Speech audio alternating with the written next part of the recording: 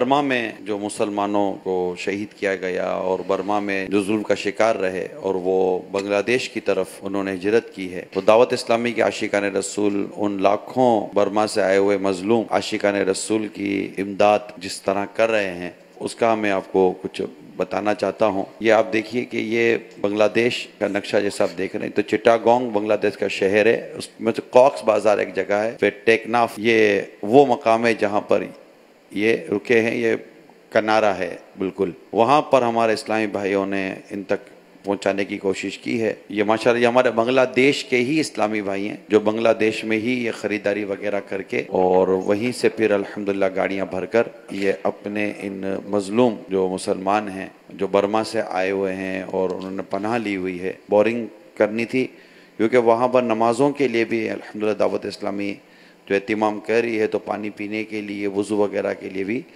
एहतमाम करना होता है। ये वो जगह है जहाँ पर नमाज के लिए जगह बनाई जा रही है जो अभी आप देख रहे हैं, ताकि बर्मा से आए हुए आशिकान रसूल हैं इन्हें नमाज की भी जगह बना के दी जा सके। आरसी जगह बनेगी जाए नमाज किस्म की, और वहाँ से एक हमें कॉल भी रिकॉर्ड हुई है, आइए वो भी हम आपको सुनाते हैं। मेरा नाम मोहम्मद कमाल अत्तारी, बांग्लादेश चट्टग्राम से।